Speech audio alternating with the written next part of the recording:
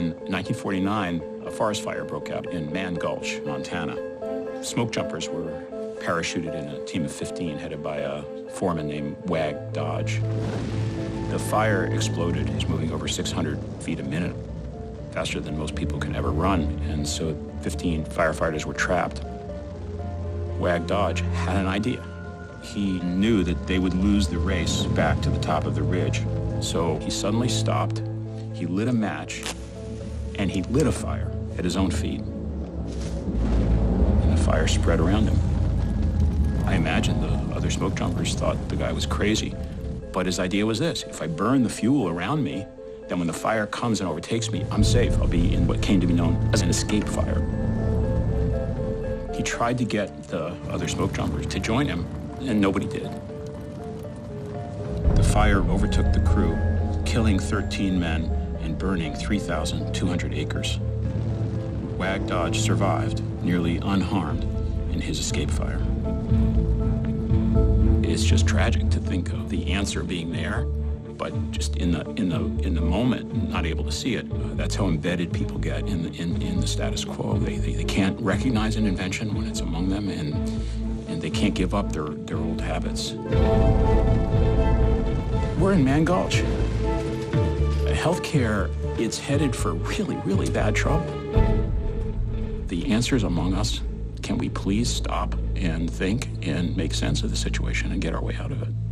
It's the same challenge. We have had enough!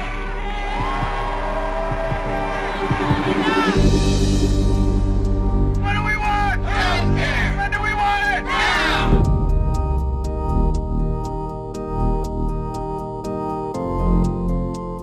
All I hear is how we're going to give more people access to the present system and how we're going to pay for it. And to me, that's not the only issue. The present system doesn't work, and it's going to take us down. We need a whole new kind of medicine. Healthcare reform was a good place to start, but it will do little to address the root problems. We don't have a healthcare system in this country. We have a disease management system.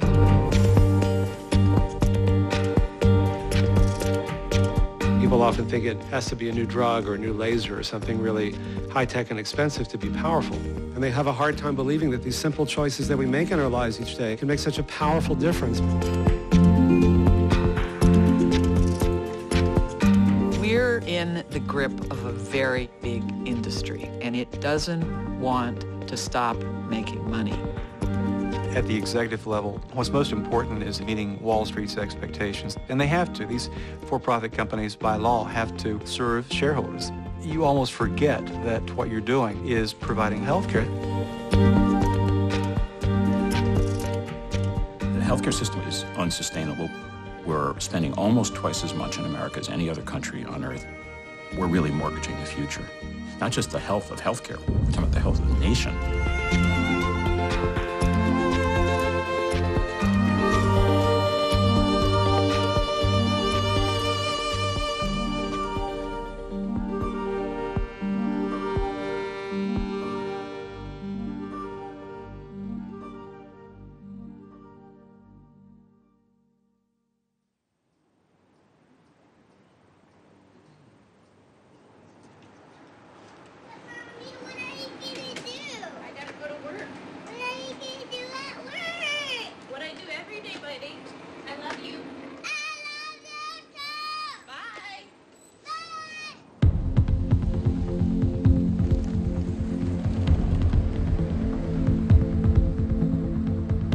Community health center like where I work, you see chronic illness, people that aren't able to afford their medications, lots of psychiatric illnesses, but the government pays you based on how many patients you see.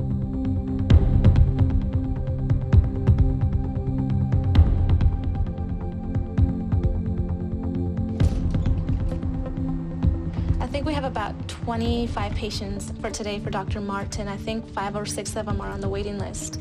If they're an easy 15-minute queue, I'm sure we can probably squeeze them into the schedule.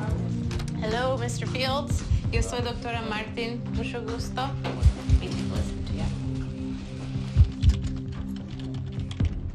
All right, who's next? Hello. Hi. How are you?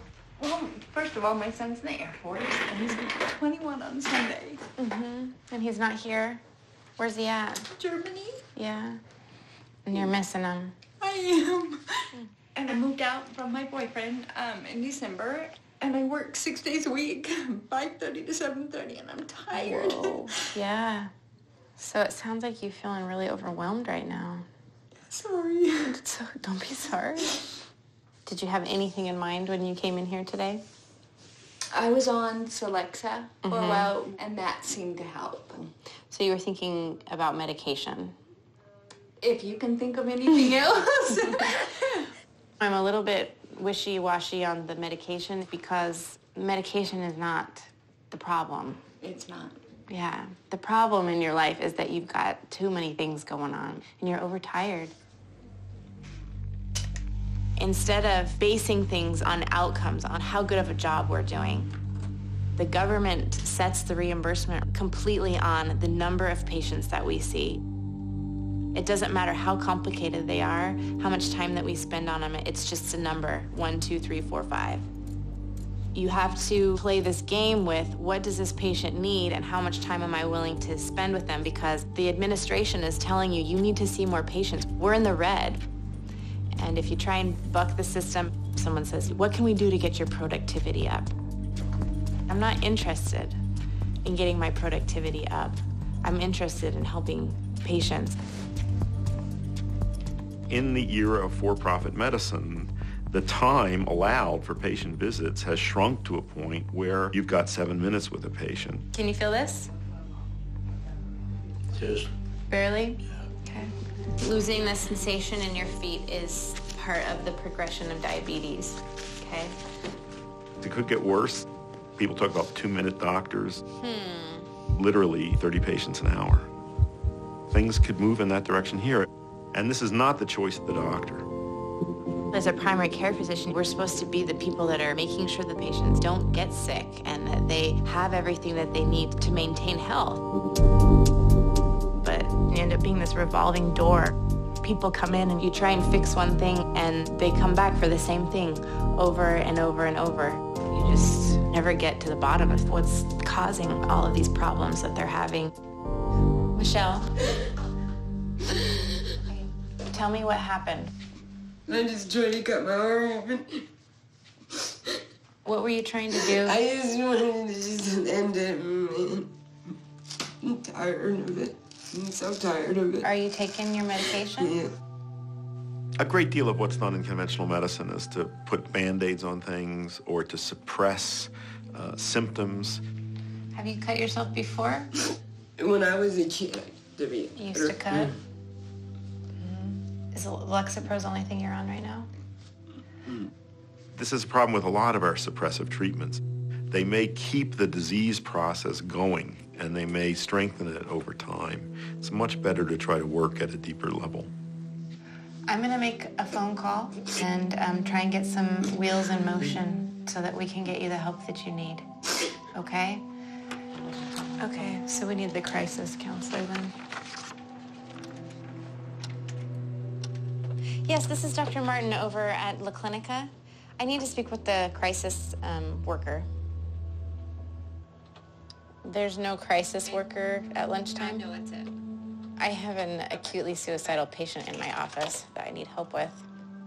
She's still taking her Lexapro, but it's obviously not doing the job.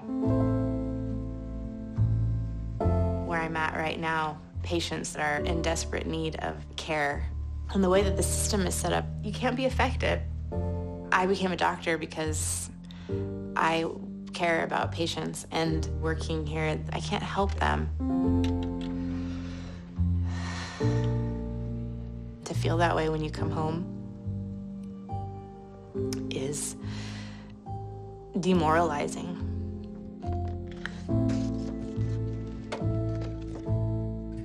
There has to be a different way of doing things.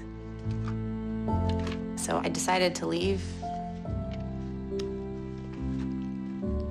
It's hard to say goodbye to the patients. I took care of them and I was responsible for them, and just worrying about if somebody else is gonna do for them what they need. I want to give to people and I want to help people, and I wasn't able to find that here. I'm gonna go look for it.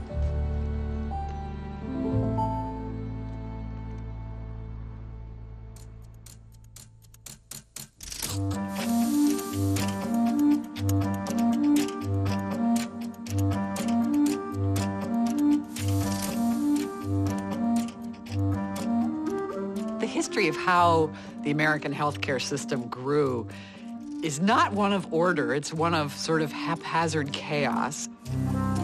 Everybody's doing what makes sense to them individually. We pay hospitals to be full, so they try to be full. We pay doctors to see patients, so they see a lot of patients. We create a public expectation that more is better, which isn't actually true, so people seek more. It's like everybody's doing their job.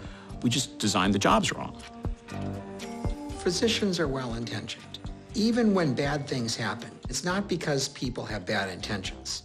It's that our system is all fouled up. We spend a spectacular amount of money on healthcare. Just sheer numbers, $2.7 trillion per year. The average per capita cost of healthcare in the developed world is about $3,000. In the United States, it was around $8,000 annually. We spend one heck of a lot of money. The healthcare system isn't affordable anymore. Who pays for that? Where does that money come from? This is all coming out of our pockets. It's your money. The really astonishing part about the fact that we spend more is we have worse health outcomes. If you need real serious technology today, like a very complex cardiac surgery, you're lucky to be in this country. Rescue care is second to none. As an overall system, no, we're not anywhere near the best in the world. I mean, look at our results. Our lifespan isn't even in the top 20. We have a disease care system, and we have a very profitable disease care system. And the disease care system actually, I mean, if it really was honest with itself, it doesn't want you to die, and it doesn't want you to get well. It just wants you to keep coming back for your care of your chronic disease. Most of this huge effort of the healthcare industry is devoted to intervention in established disease, and the majority of that disease is lifestyle-related and preventable. I mean, to talk about how we shift away from disease intervention toward disease prevention, health promotion, I mean, that requires a massive rethinking about medicine and healthcare at all levels of society. It has to do with expectations of patients. It has to do with the training of physicians. It will require a huge effort.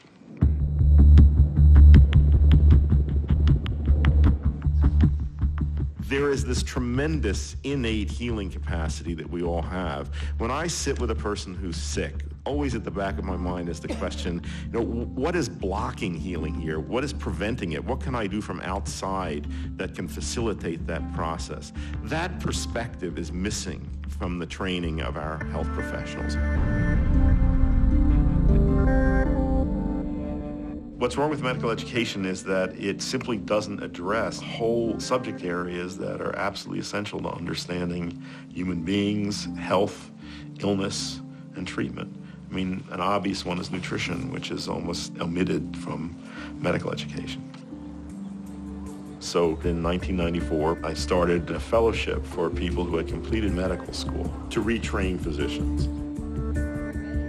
We want to expose clinicians to a broader way of seeing the patient, a deeper understanding of healing, and a larger toolbox from which to choose for therapies. Many clinicians come here frustrated, they're overworked, they're overwhelmed, buried deep underneath insurance forms and 10-minute visits and 30 patients a day. Where are you from? I'm from Virginia. I actually practice emergency medicine at the University of Virginia in Charlottesville. There have been some trends in healthcare that make me uncomfortable. I felt like there's got to be something different, something better. 40,000 people have been studied. My medical training was just focused on giving these patients pharmaceuticals or giving them expensive tests to treat the condition after it occurred. I had no knowledge of ways to prevent heart attack or stroke or cancer, things like that. I had to do the fellowship because it was kind of my little ray of hope of that things could be better, things can be done differently, and somebody's going to teach me how to do that, so I'm gonna do it. In Western medicine, all of our effort is on dispelling evil. If somebody has an infection, we give anti-infectious agents. If somebody has hypertension, we give antihypertensive drugs. It's getting rid of the bad thing. We do nothing about supporting the good, that the body can and wants to be healthy. Both of these approaches are necessary, but it would be great if we had a better balance in Western medicine. The kinds of interventions that we have come to favor in this country are inherently costly because they're dependent on expensive technology, and that includes pharmaceutical drugs. I think there's some very good drugs out there. I think drug treatment has its place. I take a pharmaceutical drug myself, but if there's one thing that I would love to see you begin to implement in your own practice and teach others about, it's to try to change this mindset that has so completely taken hold in our culture on the part of both doctors and patients, that drugs are the only legitimate way to treat disease. I mean, where did that idea come from? We spend $300 billion a year on pharmaceuticals. That's almost as much as the rest of the world combined. $300 billion on drugs. In the 1950s, Americans took pharmaceutical medication at about 10% of the rate that they do now. We're taught with the commercials on television, why do we need to wait? We can just take a pill right now. When I watch the networks, half the ads are for pharmaceutical agents. That isn't true in Canada. It's not true in the United Kingdom. It's not true in France and Germany. The only other country, by the way, is New Zealand. New Zealand and the United States, only two countries in the world where you can advertise prescription drugs. What does that do? Well, it drives demand. You know, the ads always end with the same phrase, ask your doctor. And people do. And doctors, wanting to please their patients, will often prescribe it.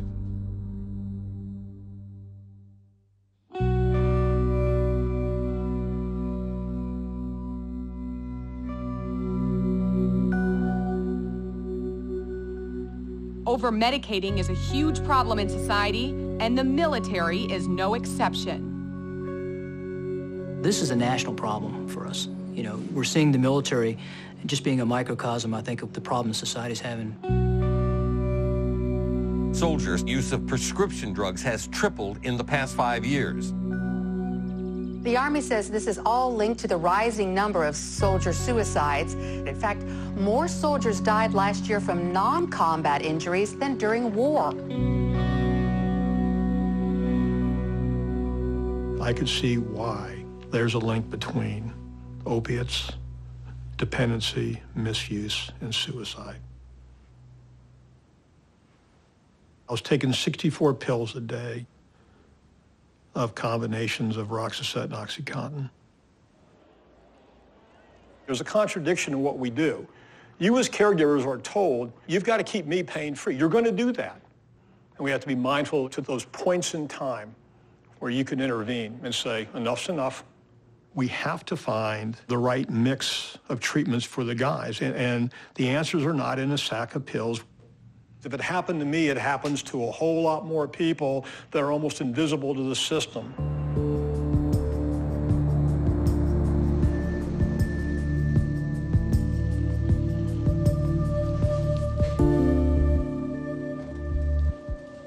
Been shot this deployment, 8 IEDs just this deployment. Carry a lot of weight because I'm infantry. Mountains of Afghanistan are not easy to climb, so compress my back. Treated for sciatic nerve, back, L2, L3, L4, L5, swelling, left side of my brain, and extreme PTSD. With 10 years of ongoing wars. The amount of suffering that's going on in the military right now is tremendous. When you go over into a war zone where you see your buddies die or you get injured, that's going to tax anybody. And we see that suffering.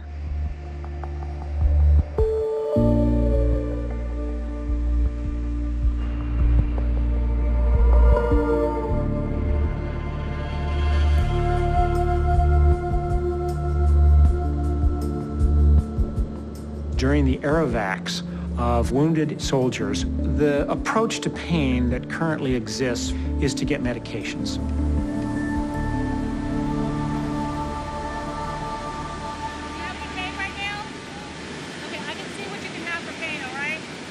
He asked for pain medication. They don't say how much they gave, but he can have anywhere between 5 and 10 milligrams of morphine. I just want to see what they've given him. He's real sleepy? Yeah.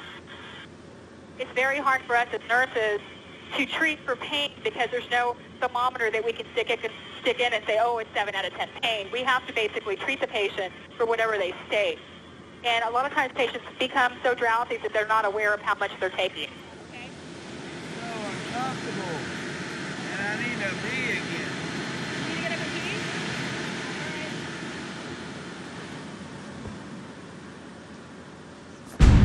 Okay, I need some help over here. The patient just fell off the litter.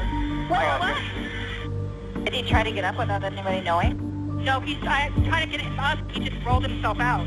He's like really not listening very well. Yeah, that's why you don't want him to fall again. Now they put him on the bottom on the other side. I'm going to check his chart real quick and find out what he got at the cafe. Let me get that jacket away from him. He's like clutching his meds. Well, here you go. This is what he's got left of the morphine. He was issued this bottle today with 20 in it, and 10 are missing. He's taken 10 tablets. That's way, yeah. Oh my God, that is ridiculous. 20 He's a little high right now. At some point, he could stop breathing if he took too much narcotic, and we're going to be doing CPR on a patient. So, and at this point, we will administer the medication. Over here. Take him away from him. Do you want to do a pill count with me? We'll do it up at the front. Okay. Okay, so we have 10 allotted. Okay, this is Prazosin. He's got Lunesta, and he also has Valium right here, Lortab, and Proxen. He has two different, he has Percocet and he has Norco, which is Percocet. I'm not sure what is what. They're not in there? These are all name brands. Oh. The only thing we can do is separate them out because there's no way for us to tell which are which. These are all one person? But they're combined, so we don't know what they are.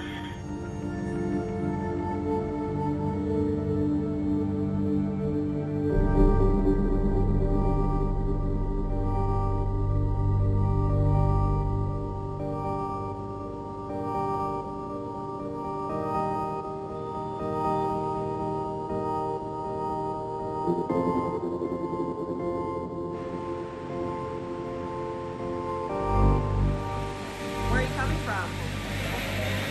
Afghanistan? How long were you there? 9 months? Glad to have you home.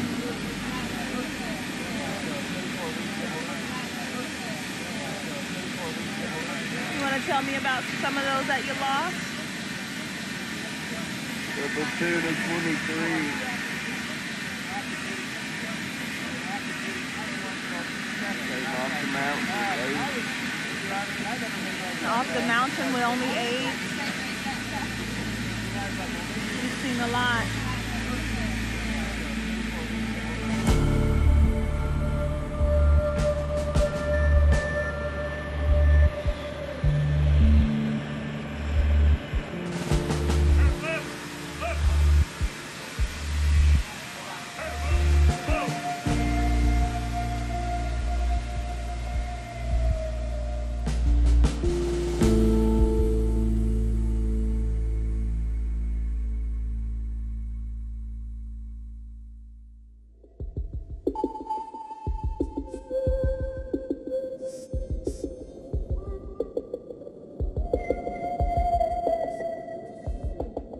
Dark matter is a discovery by astronomers that there is a huge amount of the universe that we can't see. It's not visible, but it's there. We know it's there. And in some ways, I think of a lot of what's happening in healthcare as kind of dark matter. It's unseen, but it's there, and it's very, very powerful.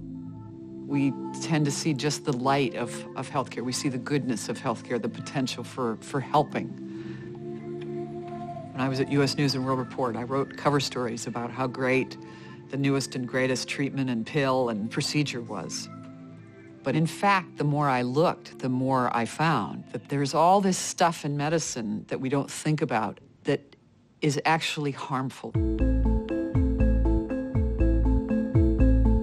When a team from Dartmouth Medical School mapped Medicare payments, it found some disconcerting differences from one part of the country to another.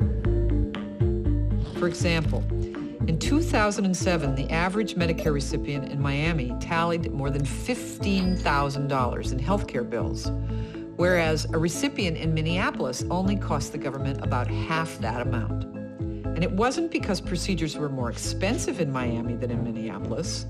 The Dartmouth study showed that patients in places like Miami were receiving more care. More tests, more drugs, more time in the hospital, more invasive operations than patients in other parts of the country, even though the patients in Miami weren't any sicker than their neighbors. But so what, right? We want more specialists, we want more procedures, we want more tests, or at least we think we do. And that's the problem, because what we think is best for us often isn't. What the Dartmouth group discovered is that the patients in the most costly regions where Medicare spent more money on patients, those patients did not have better health outcomes. And in fact, they were more likely to die. If you look at healthcare in America, you're twice as likely to get your knee replaced as you are in Western countries with the same standard of living. You're 2 or 3 times as likely to get a heart catheterization or have a stent in your coronaries. We've set up a system that often pushes physicians and hospitals and the entire healthcare system into doing more. Driven by these perverse economic incentives, we are doing a lot of procedures to people that they don't need. To a man with a hammer, everything looks like a nail.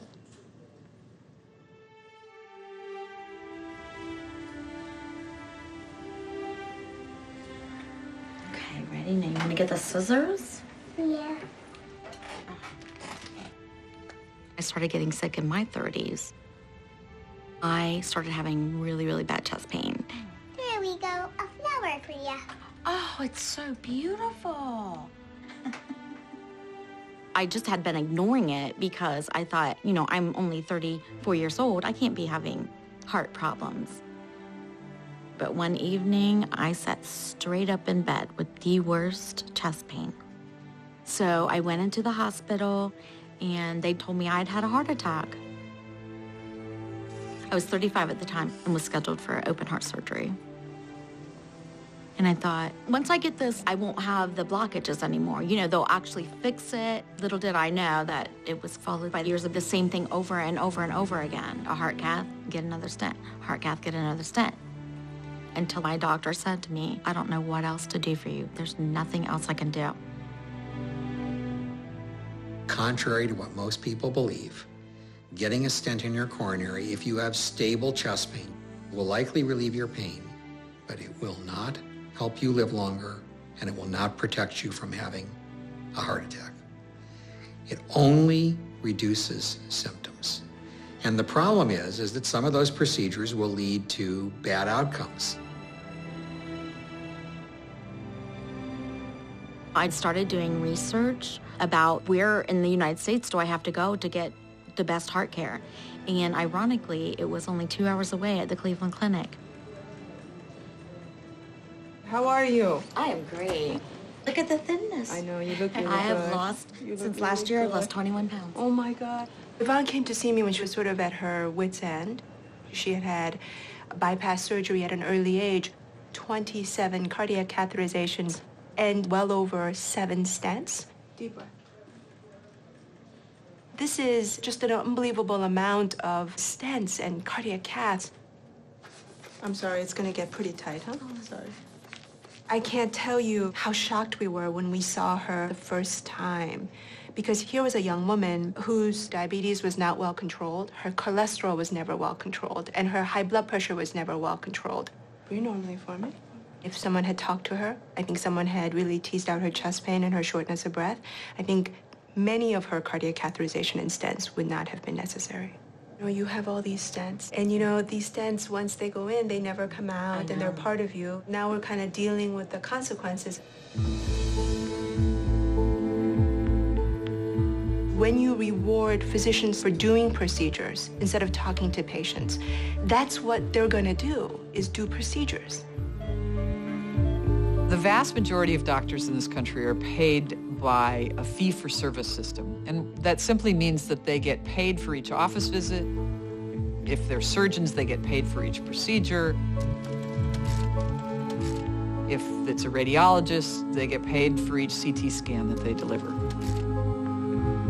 If I spend 5 minutes with you and then put in one of these stents, I probably get paid $1,500. For me to spend 45 minutes on an established visit with a patient to make sure they're doing their exercise, make sure their diabetes is going okay, and to try to figure out what their true problem is, probably get paid $15. It's a completely irrational system. Fee-for-service rewards physicians for doing more. It doesn't reward them for doing a better job. It doesn't reward them for keeping their patients healthy. It rewards them for delivering more care. I was trying to figure out how much Yvonne's care would have been over the years, and I think it's well over 1.5 million. But it's more than cost. It's just so much more than money. The psychological trauma of every one of those multiple cardiac catheterization every time she had a chest pain coming into the ER. And unfortunately, there are lots of Yvonnes out there.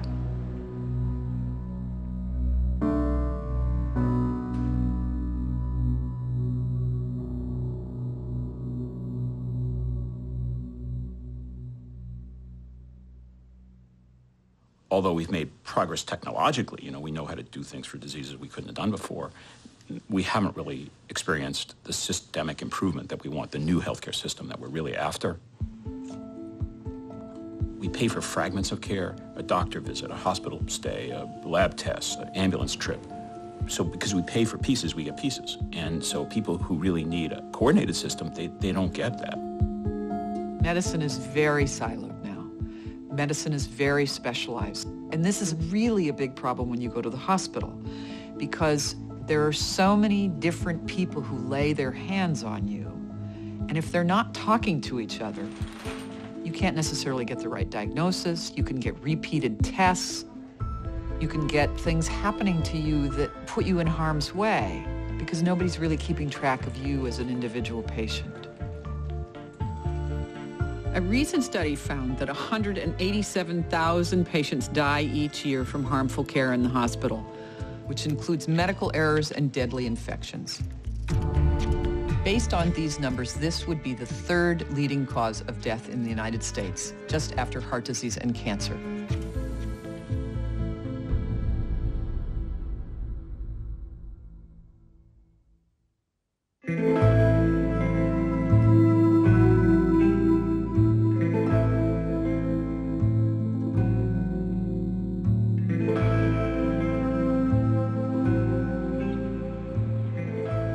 Hello, Dr. Ross. I am back in the chest pain center with a pretty sick patient, and I'm going to need you to call attending phone 2. The emergency department is the safety net of health care.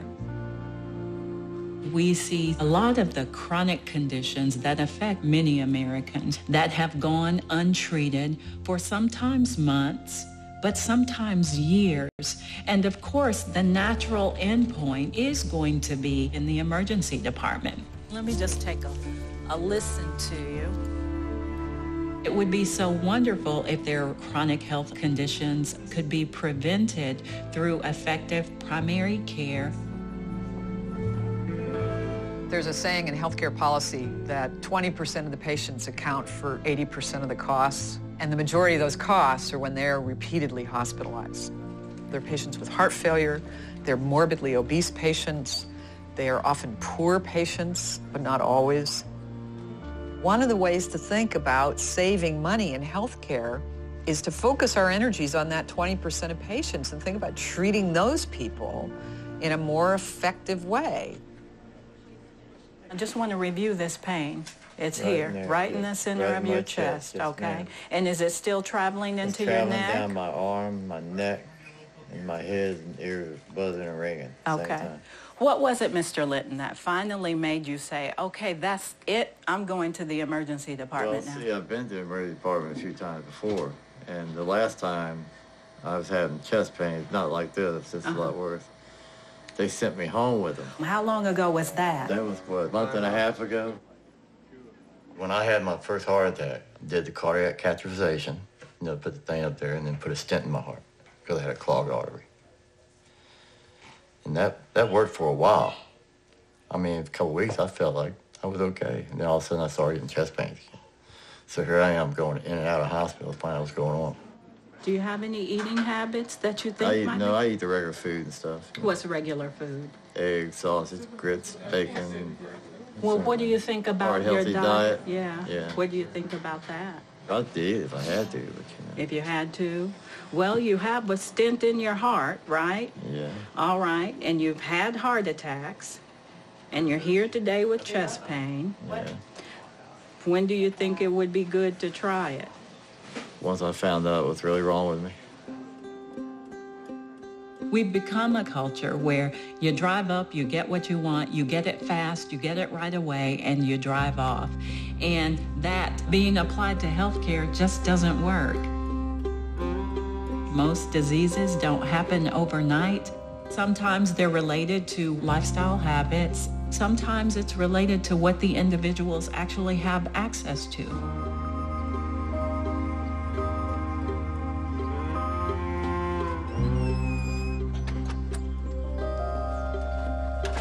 I have no health insurance. If something happens, I gotta go to the hospital. And that's the only health care I ever got. I never had a personal doctor, family doctor, nothing, all my life. I stopped taking my medicine months ago because it's too much, can't afford it. If you go out and buy heart healthy diet food, it's gonna cost you more money than anything.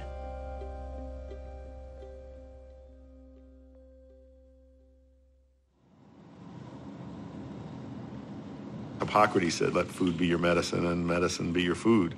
And I think that's a good place to start. As a society, we have to make it easier and more affordable for people to make better lifestyle choices than worse ones.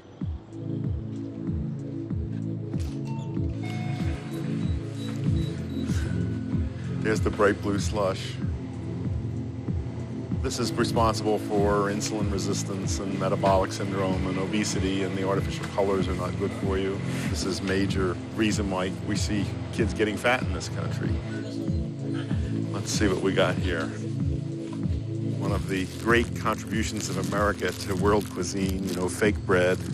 We take grains and we've turned them into products like this, which rapidly raise blood sugar, provoke insulin responses, cause insulin resistance, and promote weight gain in genetically susceptible people, which is most of us. Some people, this is all they eat is food of this sort.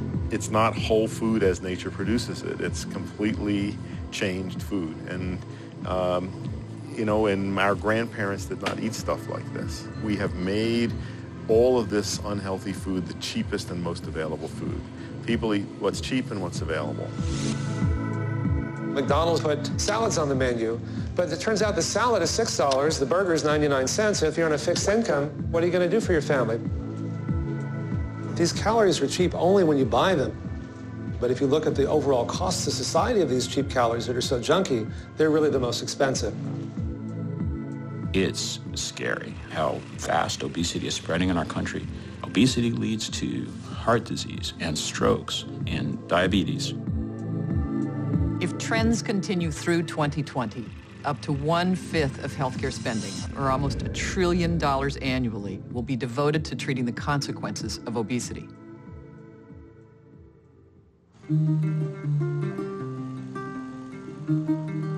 If you want to understand how Americans are getting more and more overweight, it's because we haven't really rethought things that were put into place a long time ago when nobody really thought what the unintended consequences might be.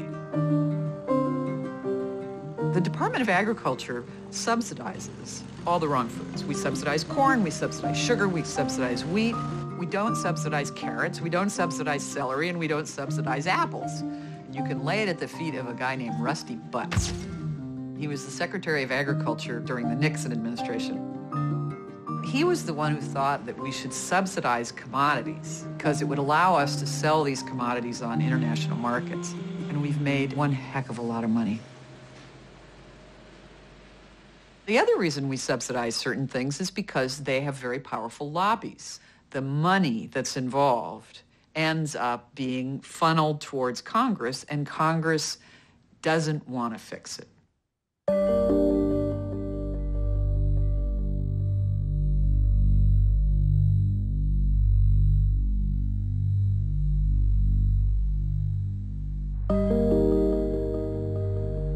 The American healthcare system, it's generating rivers of money that are flowing into very few pockets. And those are the pockets of the manufacturers of medical devices, the big insurers, the pharmaceutical companies, and the owners of those pockets do not want anything to fundamentally change.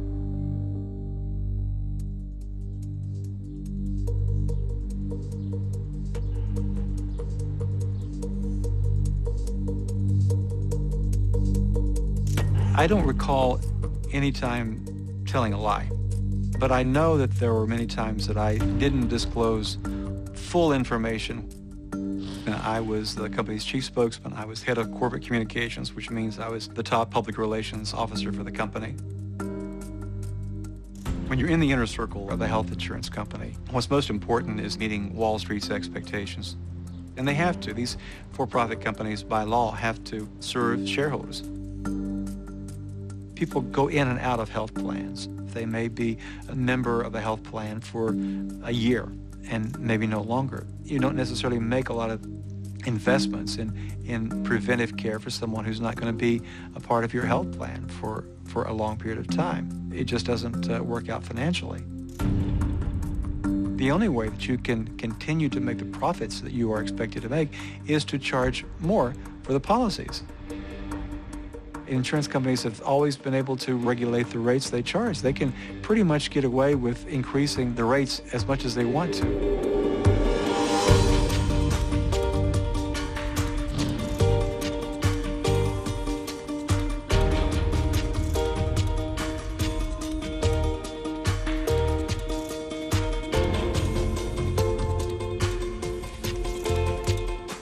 You almost forget that what you're doing is providing health insurance. It's all about the numbers and how many millions of dollars, if not billions of dollars, you're earning in profits.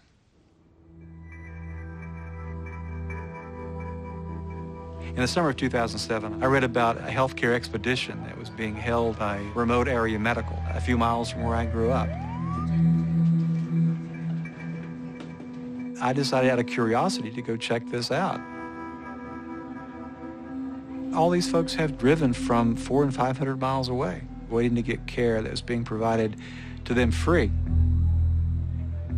The folks who were there were not trying to shirk their responsibilities. They couldn't get insurance. They either couldn't afford it, or many of them worked for small employers that had been purged by big insurance companies. It was either come and get care there or not get care at all. And every year they have to turn people away. It was like something that I could never have imagined that I ever see in this country. And I knew what I was doing for a living was making it necessary for those folks to stand in line to wait for care in animal stalls and barns. I ultimately had a crisis of conscience because I was not at all proud of what I was doing. I had difficulty sleeping at night. There were even times, honestly, that I looked in the mirror and I said, how did you get here? I just could not continue doing what I was doing.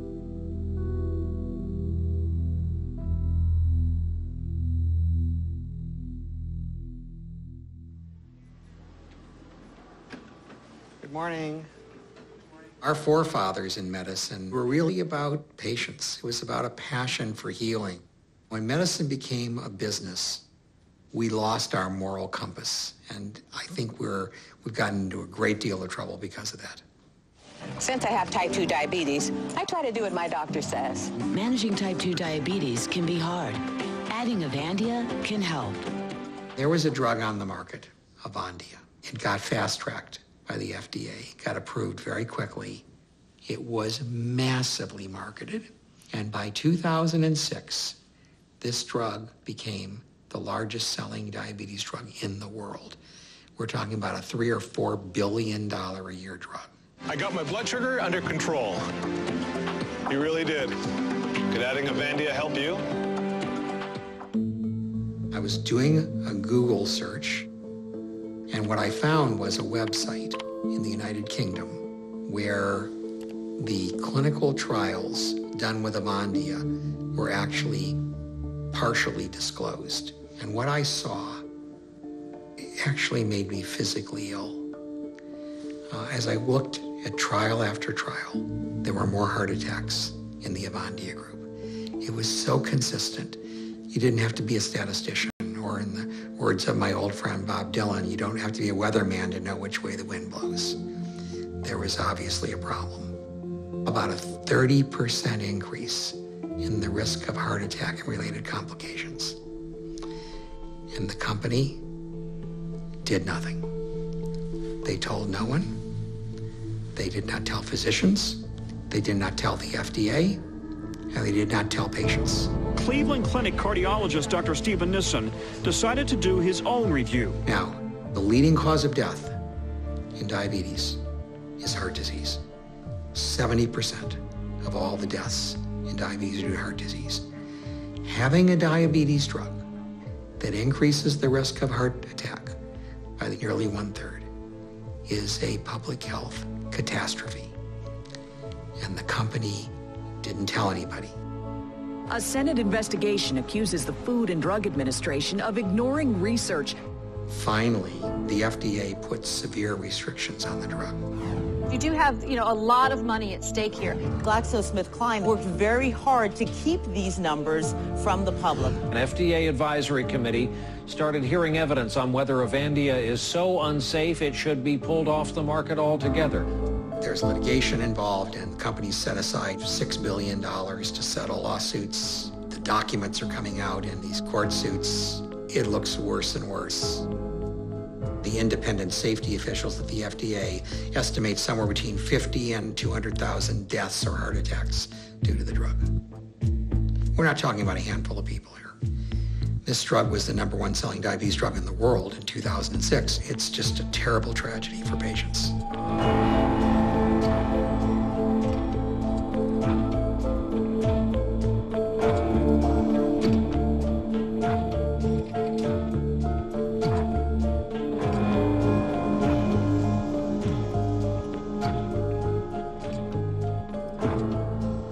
Very hard to get legislative action to improve the FDA and to better regulate particularly the pharmaceutical industry.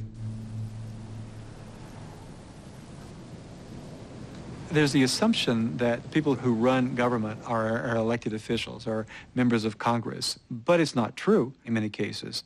The power lies with corporations and corporate interests and the lobbyists that they buy. Good morning, folks. How are you? I was almost as surprised as anybody to see the reports that I was the most frequent visitor to the White House during the health reform debate. It was important to keep expressing the hospital's position.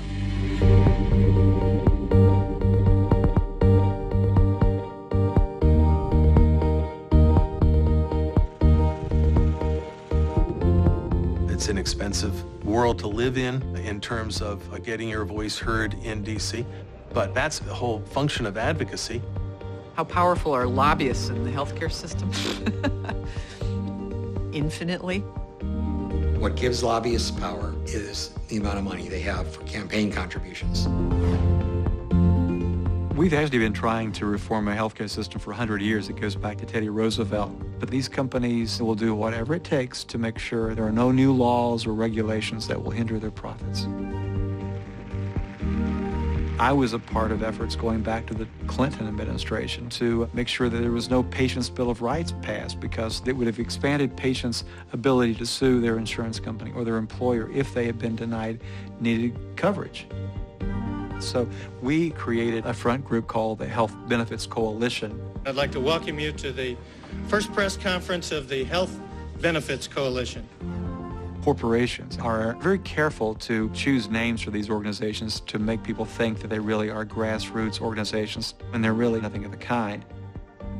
Part of the whole effort is to get people ultimately to vote against their own self-interest. The spin was to scare people into thinking that premiums would go up because more people would be filing frivolous lawsuits. But of course, these people had no idea that they were being made to believe this by the insurance industry. The Patients' Bill of Rights had bipartisan support. Senator John McCain and Senator Ted Kennedy were co-sponsors, but it was so opposed by the powerful insurance industry, no bill was ever passed.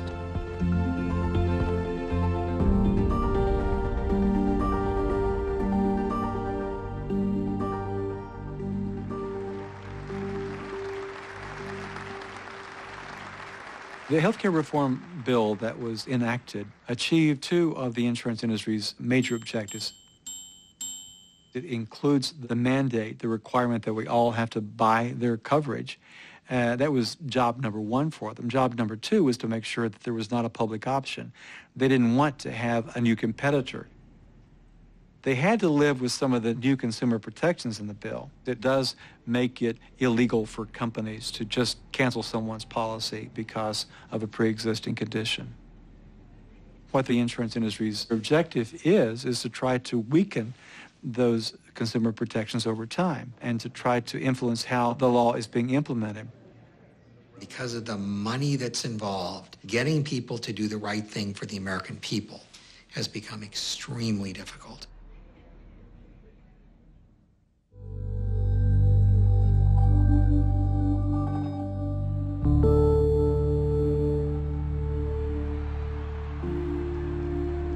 People now, they hit the pitch we throw. If we change the pitch, they'll hit that one too.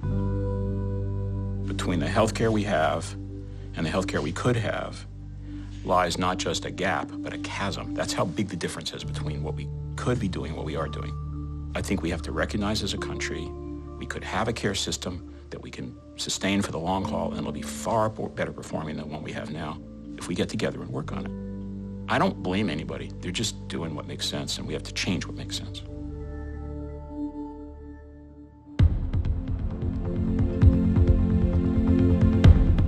If our civilian healthcare system is smoldering and we see it's going to catch on fire and burn pretty soon and is going to be unsustainable because of the costs, the military system is already on fire. It is a burning platform, and they see this. The costs are going through the roof, and the ability to help these service members and their families recover and repair and come back to a functional life is getting less and less.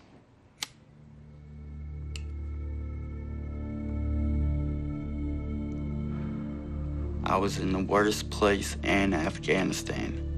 Korengal, the Waterpur, it's the most intense battleground that you can ever be in. I lost a lot of good men. Still bothers me to this day. I'm 2.5 months out of combat.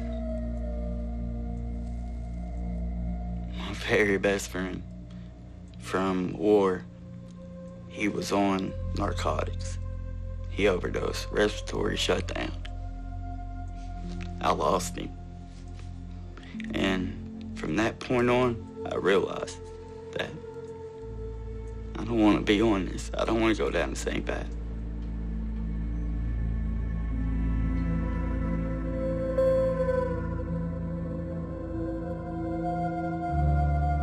I came to Walter Reed. I was on Valium just for the anxiety. I was on antidepressants. I was on trazodone, Klonopin. I was so dependent on my pain medication. This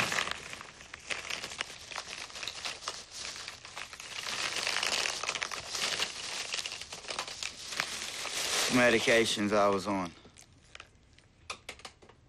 You understand? That is how many medications I was on.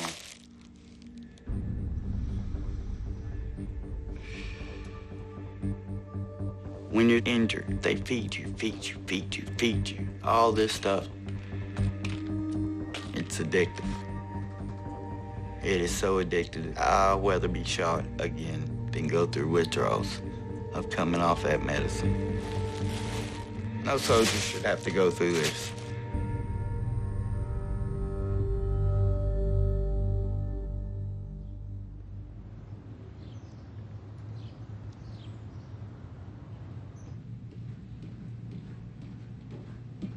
As we've pushed medical innovation and capability to the leading edge of the battlefield, where we can save their life, we've got some guys that have some horrific injuries, and they're getting narcotics for a longer period of time. They certainly are at risk to develop dependency. And that's what we're trying to avoid. The Army Surgeon General directed that we establish the Pain Management Task Force to take a look at alternatives to narcotics. There's very large randomized trials done at multiple centers that have demonstrated that acupuncture works. So we put together a study to see if we can actually insert this simple acupuncture technique during the aerovacs of wounded soldiers into Walter Reed and other medical centers in the United States.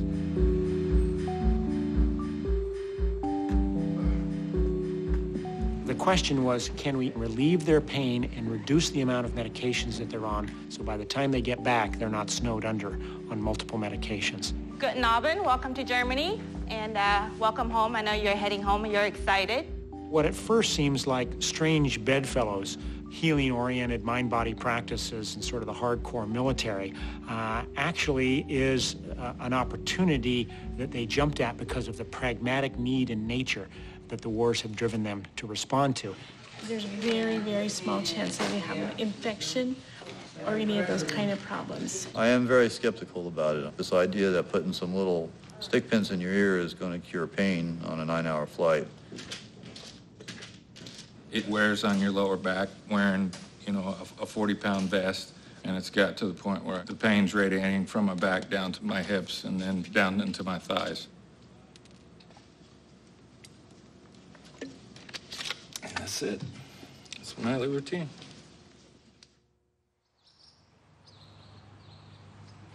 First one's going in. How's your pain, sir? I feel like I'm warming up a little bit.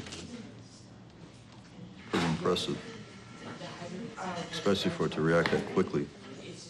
When you put the acupuncture needles in the ear, you see the activity drops down. So what has happened is you have reduced the signals or the processing of the pain. When you provide a small stimulus like that, the body responds by trying to heal itself, trying to repair itself. Right there. Okay. Go ahead and bend down. It's pretty good. Any pain? Not when I'm doing that. Normally you would? Oh, yes.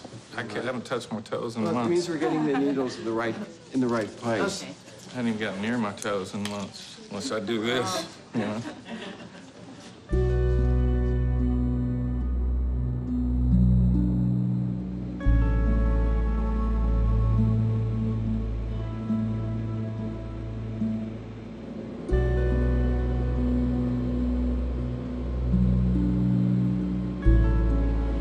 How are you doing? Oh, good.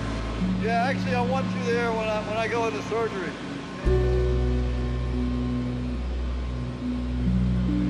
Hi. How are you feeling? I have pain, but it's more of an annoyance than it is pain. It's sore. If you didn't have the acupuncture needles, how do you think you would be feeling now? I'd be chomping narcotics. Oh, you would? Oh, yeah. Oh, so you haven't taken it? No. Because of that? That's good.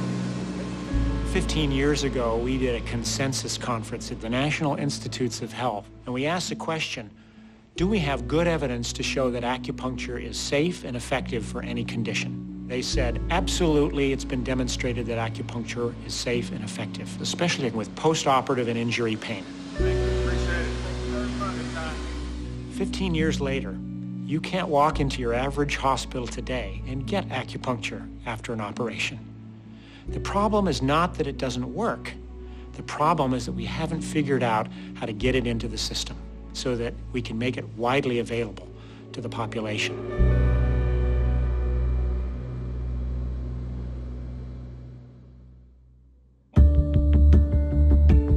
In the last few years, a profound change has begun in American medicine. Dr. Dean Ornish has studied and written about diet and heart disease for decades. So in medical school, I was learning how to do bypass surgery with Michael DeBakey, the heart surgeon. We'd cut people open, we'd bypass their blocked arteries, and he would tell them they were cured, and they'd go home and more often than not eat the same junk food, smoke, and not manage stress, not exercise, and then often their bypasses would clog up. So we cut them open, we bypass their bypass, sometimes multiple times. I said, there's got to be a better way. We spend so much time in medicine mopping up the floor around the sink that's overflowing without also turning off the faucet.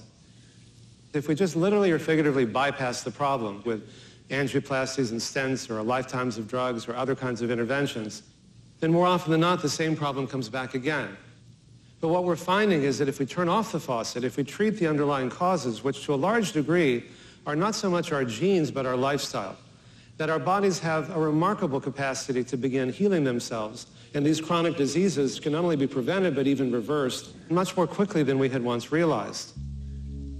When I went to medical school, I started reading all the medical literature and realized that in dogs and cats and pigs and rabbits and monkeys, you could cause them to get heart disease if you put them on a bad diet and didn't let them exercise and put them under emotional stress. But you could reverse it if you changed those same things. So I thought, why should people be any different? And everybody said, that's a crazy idea. There's no way that's going to work. You know, what's the matter with you? I've spent more than 30 years of doing these studies, showing that heart disease could be reversed by changing what we eat, how we respond to stress, how much we exercise, and how much love and support we have in our lives. In our model, the physician acts as a quarterback, and he or she assembles a team of 5 other people to work with: a nurse, a yoga teacher, an exercise physiologist, a registered dietitian, and a clinical psychologist. And when we work at that level, we find that people are much more likely to make these sustainable changes. And the patient learns how to empower themselves and to transform their lives.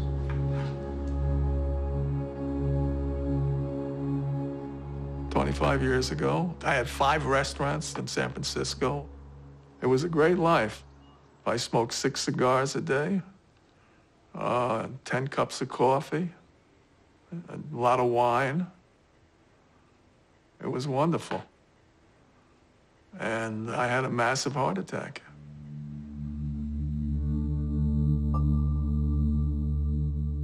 I was in the hospital for 2 weeks. I could hardly just about walk 3 steps, and I'd have to stop and rest. I was popping 20 or 30 nitrils a day. But then Dean Ornish was starting his program to see if you can reverse heart disease through lifestyle change. And he went to my doctor and asked if he could approach me. He told Dean, "How long is the program?" He said it was a year. And my doctor told him he wouldn't recommend taking me because he didn't think I would live the year.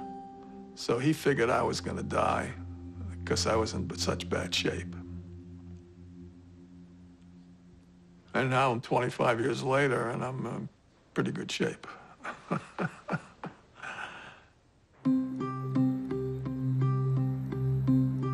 We found that after a year, the men who made these intensive lifestyle changes, their physical heart disease improved. It caused their blockages to become less blocked in their arteries. And that was the first study showing that heart disease was reversible.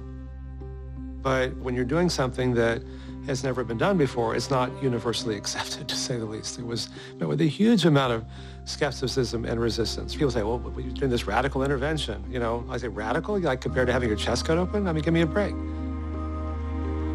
We need to empower people to change their lifestyle. And if we can make it reimbursable, that really brings it into the mainstream.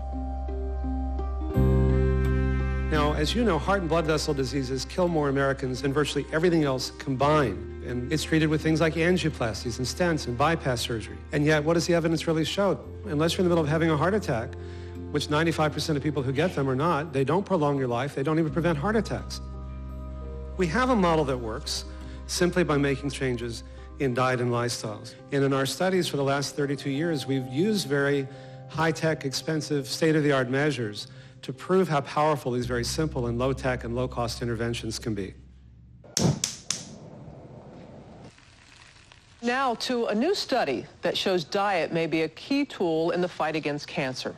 The study was conducted by Dr. Dean Ornish, who looked at patients with early-stage prostate cancer. More than half of men over the age of 50 get a PSA test every year to try to detect prostate cancer early.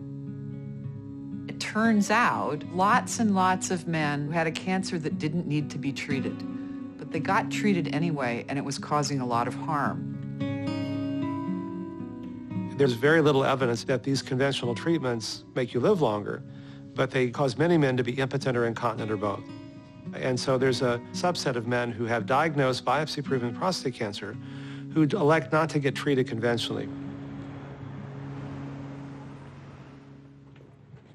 My path crossed with Dean's because we both wanted to try and bring rigorous clinical trial testing to this hypothesis that lifestyle intervention could have an important impact on men with early-stage prostate cancer. I'm one of the busiest surgeons in the country. However, I don't believe every man with prostate cancer needs immediate treatments. So instead, you follow them very carefully and you treat them at the first sign of progression. If you can delay treatment, then that man is not at risk for side effects during that period of time. Hey, Liz. Ooh, come on in. Dr. Peter Carroll and I collaborated with Dr. Elizabeth Blackburn, who won the Nobel Prize in medicine, and she had done a study showing that stress creates shorter telomeres. And as your telomeres get shorter, your life gets shorter. Telomeres are the ends of chromosomes, and chromosomes have all our genetic information on them. When telomeres wear down and get frayed, the genetic material would get messed up. That prevents tissues from renewing themselves in the body, and diseases take hold. I thought most things in biology go both ways, so if bad things make your telomeres shorter, maybe good things will make them longer. So we took the men with prostate cancer to see if lifestyle changes can affect gene expression and even telomeres.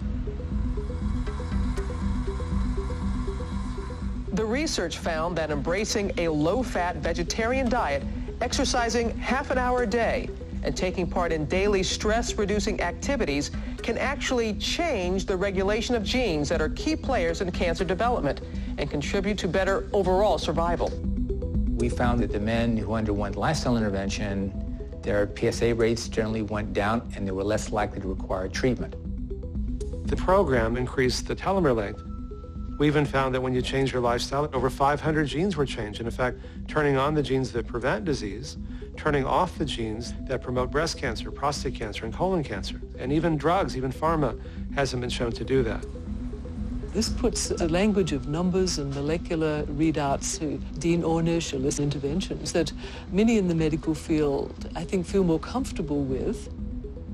These lifestyle changes can not only work as well as drugs and surgery, but often even better at a fraction of the cost, and the only side effects are good ones.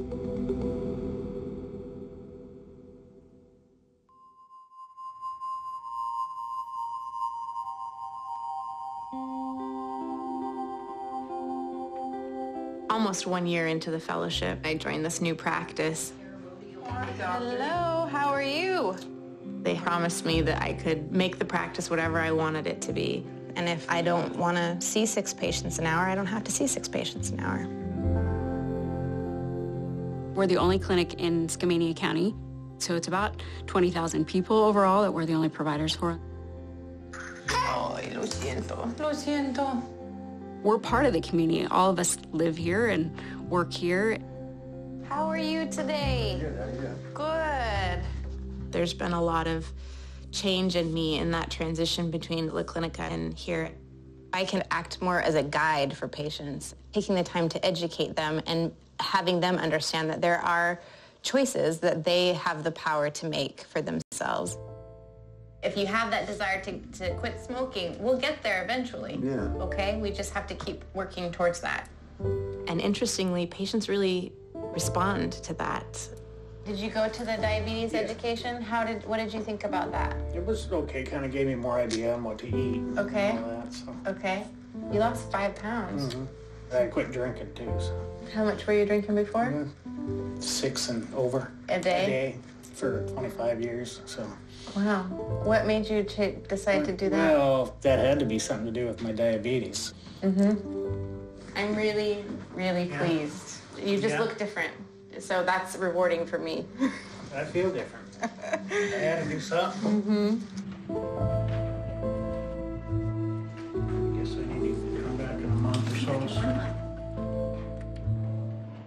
Almost every study says that the doctor that has the greatest impact on your health in general, the greatest impact on the health of a population, is primary care doctors. We need primary care doctors. Yeah, your thyroid is a little bit big. What's happened today is we found ourselves in a position where we don't have enough primary care clinicians to provide that important, fundamental level of care. When was your last mammogram and pap smear? Have you? 2008. Why? We have underpaid on a chronic basis, under-rewarded primary care. Some would say over-rewarded specialty and subspecialties.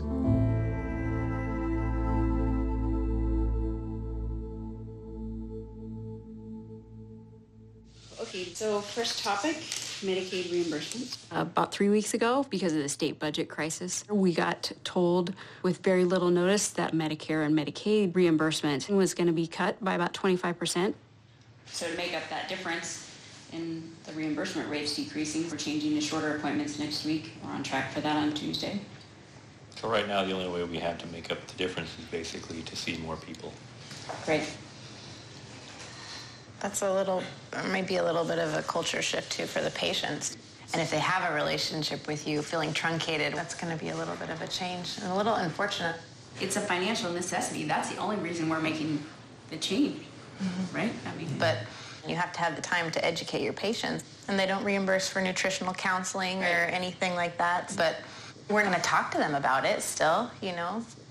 We all know there's things we can do, and those things make us all feel good, and we like to do them. But we're going to feel really bad if our door's closed, and then we're not going to help anybody.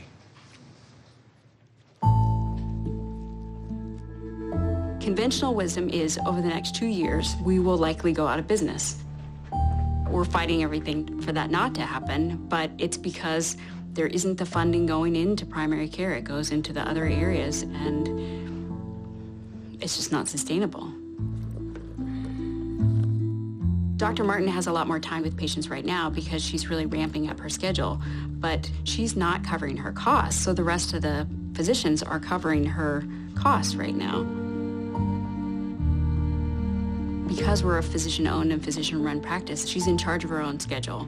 But if that reimbursement level is smaller and smaller, she's going to have a lot less time to spend with patients so that we can at least cover our costs and stay in business.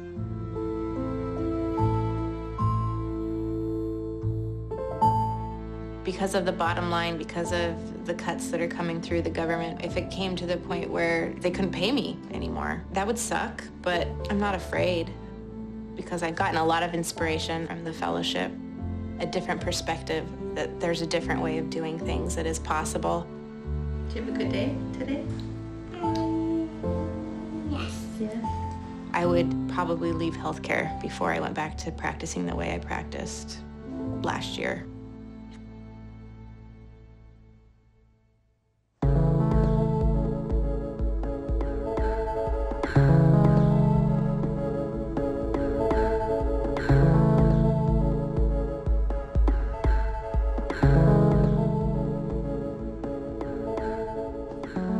Chose to get off all narcotics, all medicine. everything. So just take a couple of minutes to kind of arrive. All right, so take a breath. I'm old redneck, South Louisiana boy, just old hillbilly, you know? I don't believe in that stuff. You know, Eastern medicine, anybody else would laugh, you know? I'd be like, what is that, boy? Hold my beard while I shoot this gator, you know? But decided to give it a shot. So we're gonna open up some chi. We're gonna open up some chi. It's a good way to think of it. Oh, wow. That's the way I like to look at it. Because of this program that's here. Do yoga. I'm just gonna go ahead and put the last one in. I meditate. And it has opened up a whole new world for me. How will you leave these in for about 5-7 minutes, something like that, okay? Roger that. It's wonderful. A new study finds a growing number of combat veterans are battling mental illness, but many are finding it difficult to get the help they need. Post-traumatic stress disorder, or PTSD, it's an individual's reaction to the exposures and experiences of war. War is hell. It's always hell. So you pick your spot. Soldiers know if they go to war and they get a leg blown off, your medic is going to take care of you. And the same thing needs to apply that if you have post-traumatic stress, invisible as it is, it's just as significant as a bullet wound to the head or chest. The first thing I'd like to do is teach you a breathing exercise with a targeted effect on post-traumatic stress. All right, so inhale, exhale. Catching it very, very early after their exposure and allowing them to process that is so critical in the long-term recovery. Release the breath in a smooth, even stream out. Okay, so let's go into our meditation practice. Meditation is scary sometimes. Sometimes when you go to bad places in your head.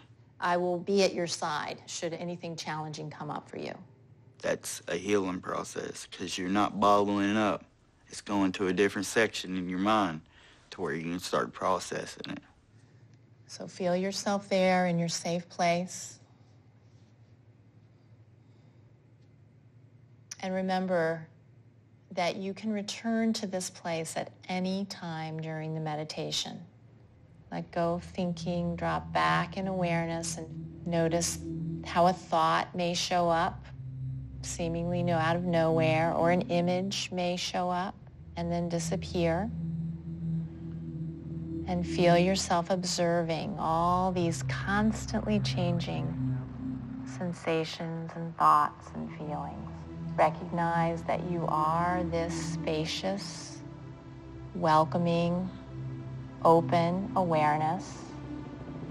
No matter what thought, no matter what feeling, no matter what sensation or circumstance happens to arise. Your arms heavy, your legs heavy. You're good, you're good. Mm-hmm.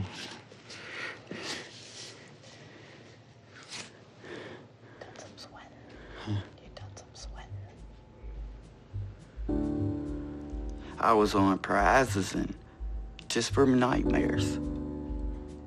Meditation takes the place of that. Notice where you are in the room, the people around. The pain, it's hard, you know? It's really hard. You gotta push through it. But this program has just inspired me to press forward.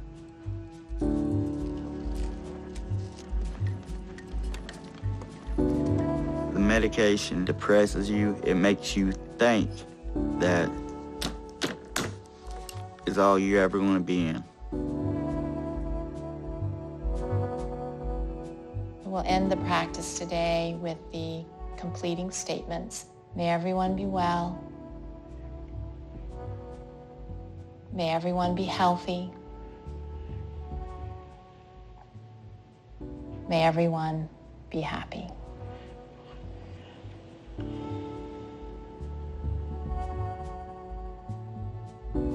If the military is able to successfully integrate acupuncture, meditation, and mind-body, yoga, then we'll find that the culture at large will learn how to adopt it, and it will have a transformative effect on our healthcare system. Ready?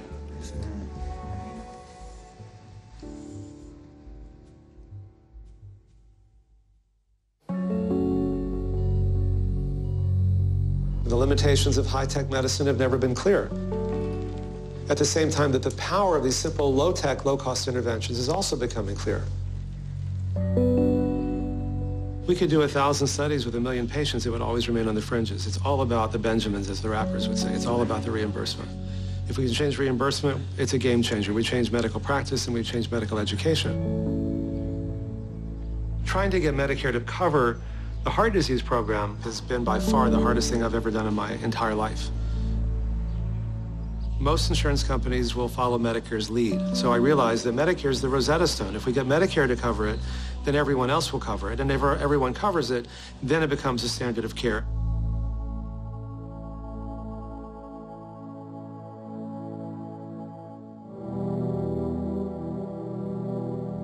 Well, I wanted to bring you up to date on our progress. We've been making a lot. Medicare finally is going to cover our reversing heart disease program. That was 16 years in the making, as you know. It's not like there's one lifestyle program for heart disease and another one for diabetes, another one for changing your gene expression, another one for prostate cancer. It's essentially the same program. It's just a question of the degree that people are willing to make these changes. That's the key point, Dean. People, so to speak, have a constitutional right to be foolish. I mean, we have to respect that. If we're really talking about true freedom of choice, they already pay for the drugs and surgery. What we also want them to pay for are for those people who are motivated and who want to change, to give them the support that they need in order to be able to do that. That's probably too logical for the federal government to pick up on immediately, but we didn't get into this situation with so many Americans obese, with this level of juvenile diabetes by accident.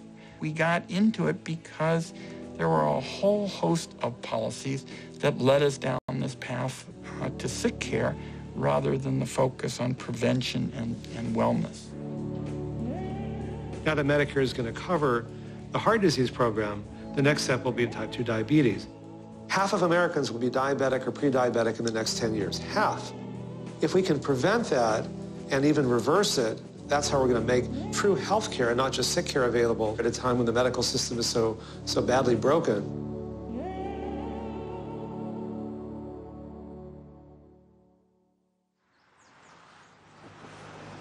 One company has figured out how to lower healthcare costs by more than 40%.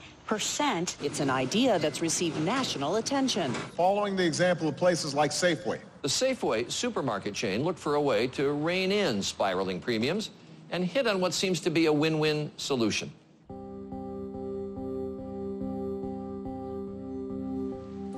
In 2005, we had $1 billion health care bill, rising at the rate of $100 million a year. These are the costs of all of our drugs in order.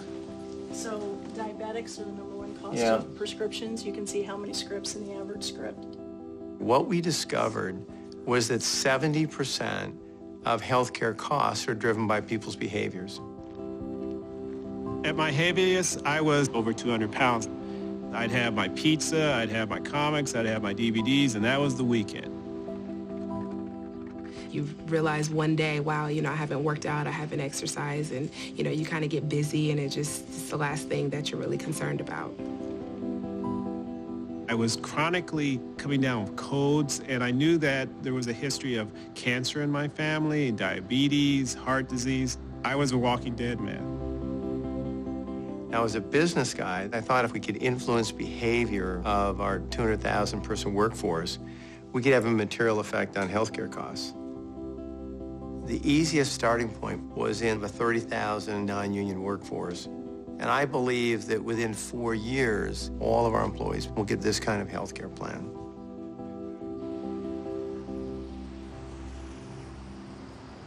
All Americans have accepted for 50 or more years in the automobile insurance industry that driving record dictates premium. And all insurance companies are saying is your behavior should drive the premium. And healthcare doesn't need to be immune to that. So we provide incentives for people to engage in healthier behavior. Our healthcare premium starts here, and if you have a body mass index less than 30, you get a discount. If they are a confirmed non-smoker, we give them a discount. If you have cholesterol under control, a discount. Blood pressure under control, a discount. And so behavior becomes a form of currency for people to accomplish their lifestyle changes. Without the financial incentives, there's no way I could have gotten to the point that I am now. It's saving literally thousands of dollars over the past few years by being healthier. Are we ready to roll? Yes, we are. All right. I never was a runner before I started with Safeway Running Group. Little by little, as we were here in the gym, they just kind of drafted us in, and we've been running ever since. All we did was facilitate smart choices for people and develop this culture of health and fitness. You bike to work today? I did yesterday. All right. I'm going to do it again on Friday. All right. If you talk to the employees around here that have lost 35, 50, 60, 100 pounds, they will tell you without a doubt they have a better quality of life. For a long period of time, I was hiding. I had a full beard. I had dreads down to my waist. I was shutting down emotionally. I don't only have a second chance, I have the greatest chance, because I have a chance to make my next 50 years better than my last 50 years. It's still a struggle. When I'm running and it's a hot day and I feel like giving up, it never fails. I'll look up and I'll see a person who's overweight across the street. My first thought is, that's why I'm running, because I know what that person was like. It used to be me. We have a salmon steamer basket. Right up. You can't say you're interested in a culture of health and fitness without providing a first-class gym. You can't have a cafeteria that doesn't have calorie counts on it. Our approach here is completely holistic. Safeway's healthcare costs have remained flat, compared to a 40% jump for most other companies. 30% of our smokers have quit. 21% of our obese population are no longer obese. And Safeway employees will be less of a burden on the Medicare of the future because they have adopted to this culture of health and fitness. You allow and encourage your employees to become healthier. They become more productive. Your company becomes more competitive. I mean, I can't think of a single negative in doing this. If I'm frustrated by anything, it's that more of the nation hasn't adopted this. Safeway Corporation, they've actually been able to bend the cost curve. Those are the kind of things that would actually have an impact. Making money and doing good in the world are not mutually exclusive. I lost about 120 pounds over the course of 3 years. Even if I lose 30 more pounds, which probably is my ultimate target, I'm not going to stop doing this. My energy level is up. All my health issues have gone away. And it's nice to know that I've got a long time to spend with my family, and I'm going to get to see my son grow older and go to college and all that fun stuff.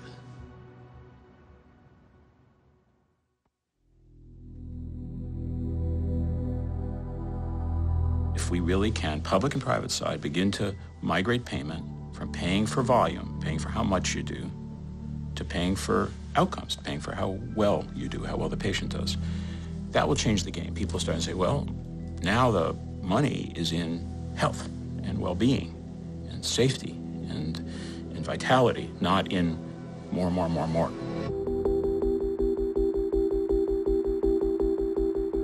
There are answers. We know what safe care looks like. It's not just we know it, we actually can go and visit it. You can visit a hospital that's stopped infections. You can visit a hospital that's ending waste slowly, but doing it. You can visit systems that coordinate care nearly perfectly. The Cleveland Clinic was founded by 4 physicians, and they realized they did better working as a team than they did as individual practitioners. And they formed a group practice. They decided that they would pay themselves a salary, and the money that was left over would go back into growing the organization. And that model has continued to this day. We're all salaried, so the decision on what we do for a patient is dependent upon what the patient needs, not on our financial incentives. 6 years ago, before I became CEO, I was sitting down saying, what profession am I in? And I said, well, I'm a healthcare the profession. And then I stopped to think, I've never looked after a healthy person. And maybe it would be easier to take care of people and keep them from getting sick before they actually did get sick. How are you? Hi, how are you? You know how people say it takes a village to raise a child? It takes a village to make an unhealthy patient healthy. It really does. She needs a follow-up with me in 3 months with an echo before. People with chronic disease who come in and out of hospital, bounce in and out of ERs, that's what they need. Someone to really take an interest, hold them accountable, and then talk to them, you know, on a weekly basis. Sometimes we were talking to Yvonne on a daily basis. That requires so much work, but we do it because we're committed to having her stay out of the hospital, committed to her living longer and better. You know, DVT and pulmonary emboli. We've just created a completely different system here, and the actual cost for care here is among the lowest in the country. And yet the outcomes, the survival rates, are at the highest levels. We don't have to spend ourselves into poverty on healthcare. We just have to do it differently.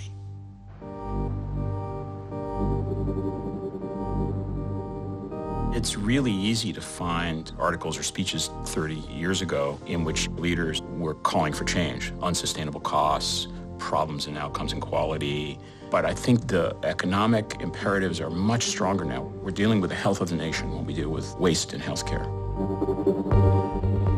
We only give lip service to prevention, and we have to ask why as a society we are not working to prevent disease and to promote health, and how do we shift this huge enterprise of disease intervention in that direction.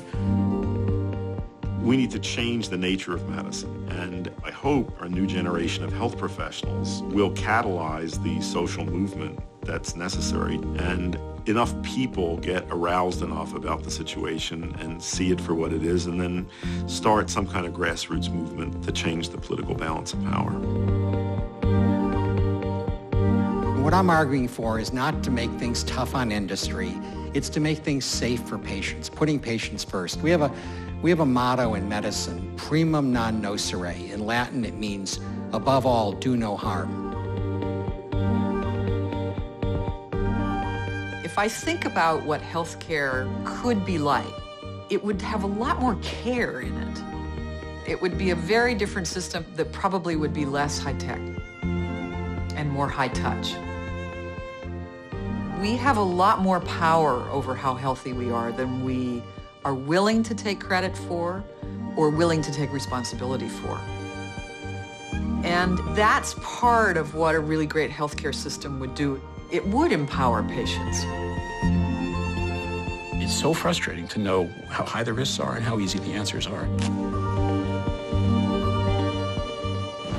The answer's among us, and only by accepting the fact that the American healthcare system is badly broken and that the status quo isn't working, that it's bankrupting our nation, will we be able to seek out the escape fires, the potential solutions, and create a sustainable and patient-centered system for the future.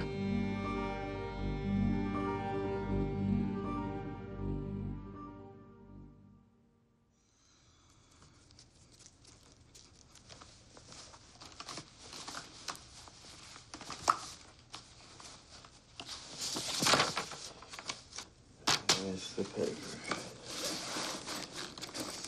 That's every single signature that says that you're good to go to get out of Walter Reed and move on with my travel. Right there.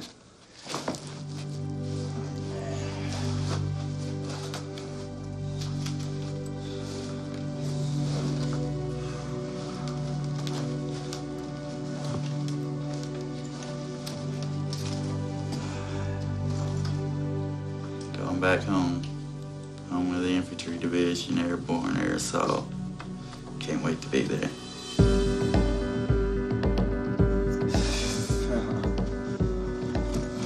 See you, dude. Don't need you. Don't need you. Never needed you. They didn't foresee me even trying to walk yet, but I'm doing it, maintain my pain, not having to eat all these pills. It's been a wild ride. Still not over, but it's better from Germany, I promise you that. Look at this. It's a happy time in my life right now. I'm so excited just to finally leave this hospital.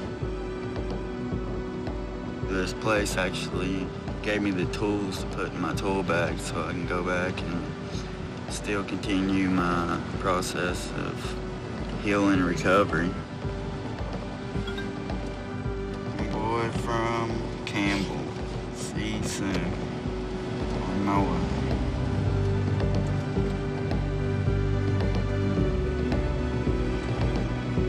I feel like I'm changing. Thank you so much. I'm not changed, but I'm changing.